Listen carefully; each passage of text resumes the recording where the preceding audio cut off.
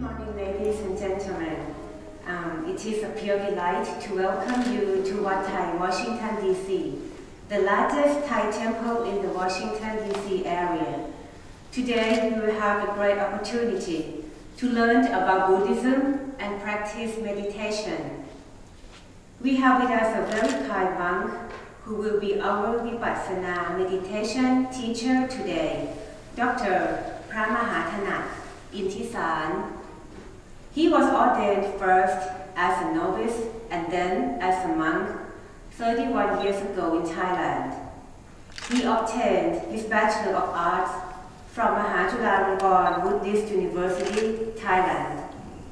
Later, he received 2 Master of Arts in Education from Century University, New Mexico, has been at Wat Thai, Washington, D.C. since 1992, and teaching yoga and Vipassana meditation in the United States. He also wrote many books on Buddhism in both English and Thai. For example, The Buddhist Missionary in the USA, The Pure Land on the Earth, The Handbook of Buddhist Ceremonies and Tradition, and The Holy Places for Buddhist Pilgrims. Ladies and gentlemen, please welcome Dr. Pramahatanak Intisarn.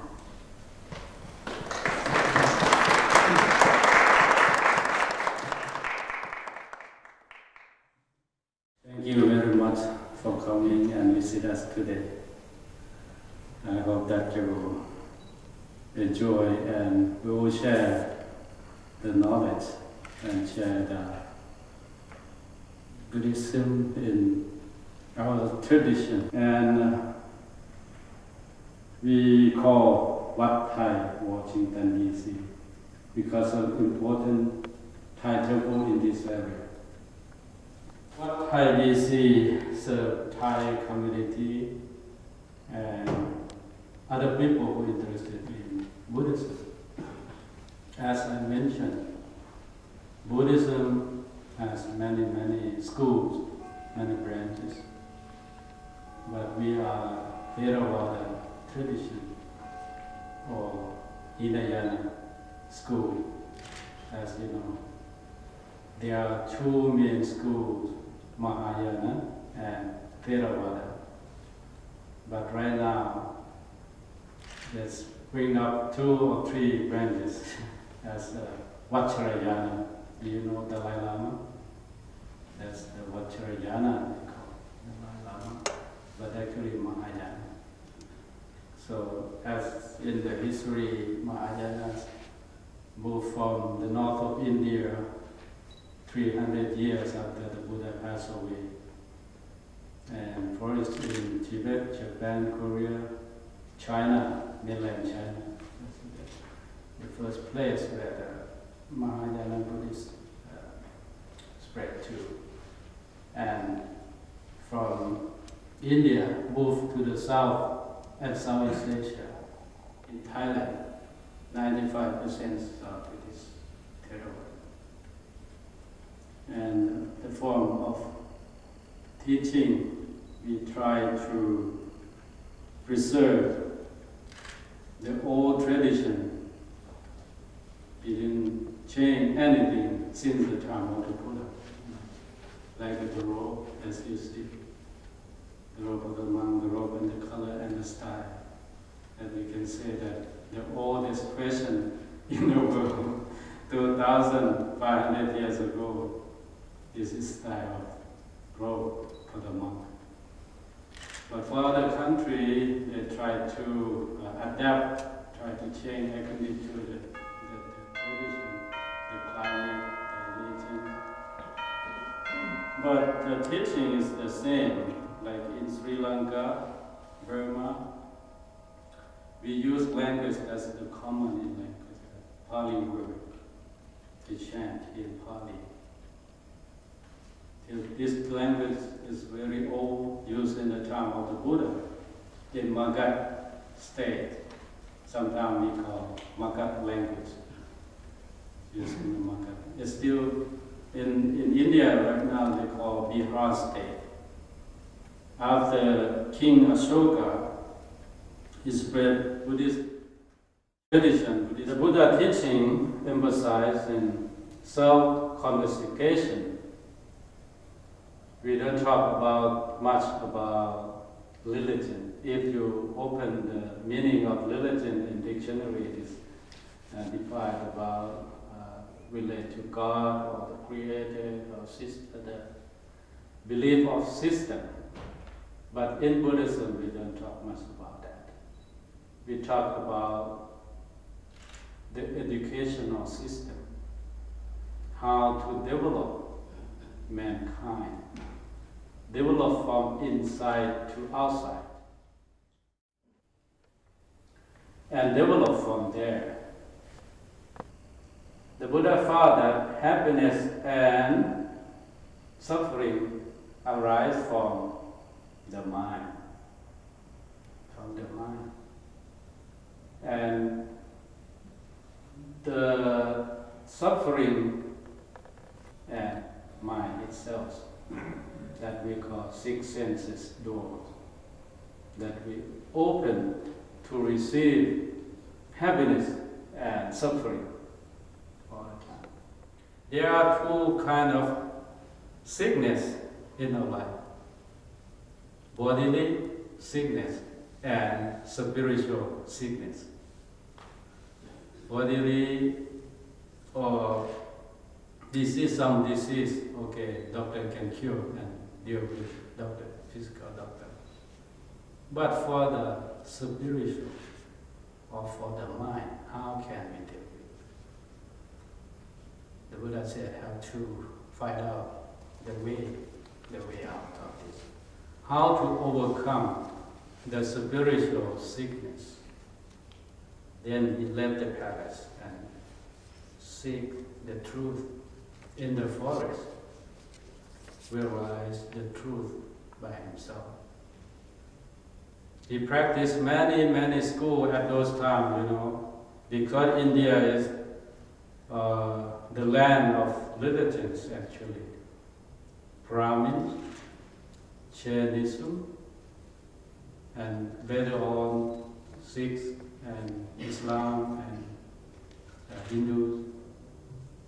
At that time, Brahmanism. The Buddha practiced yoga, practiced some kind of school and philosophy at those times, but he didn't satisfy.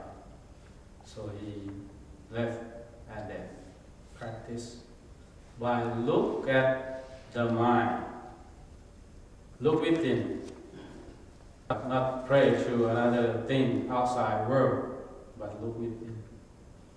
And then he realized that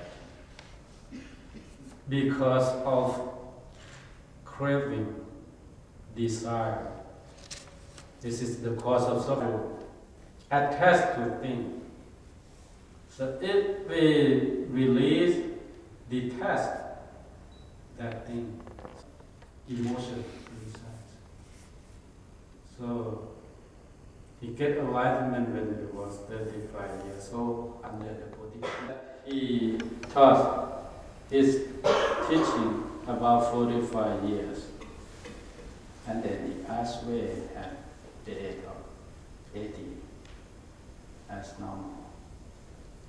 So that Buddhism came from normal, the people, for the people, created by the people, for the people in this planet.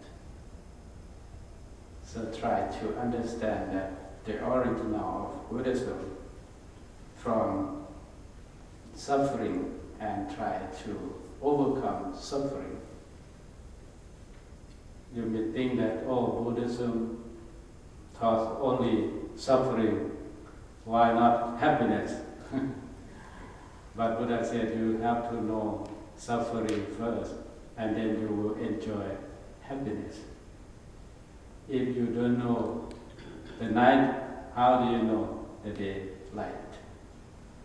The same thing, the same coin, different sides, happiness and suffering.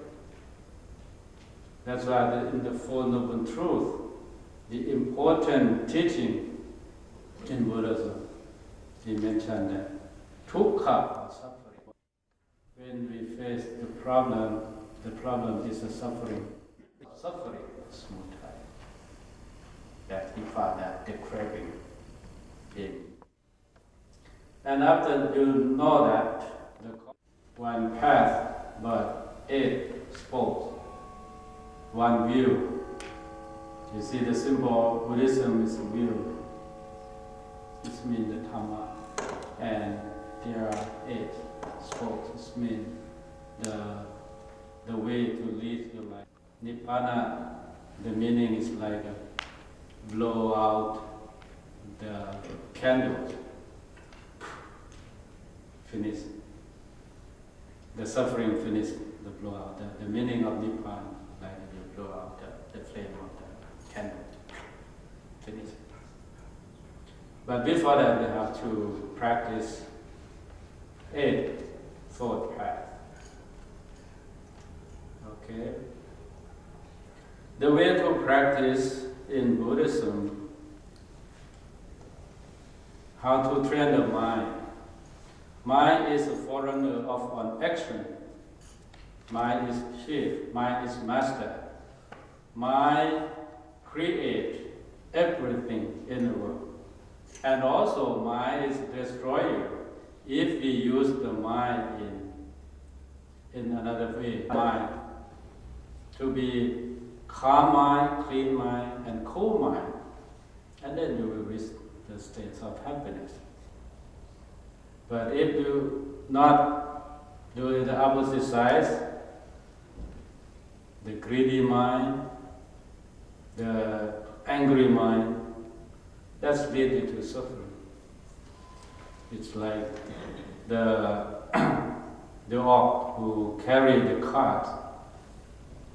The wheel of cart will follow the hoof of the ox. Like that. Happiness and suffering will follow us.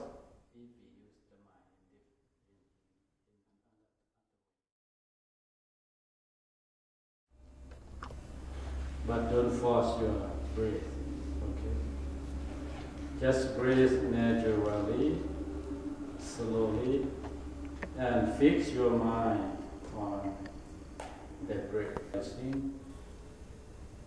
Breathe out, observe your abdomen falling down.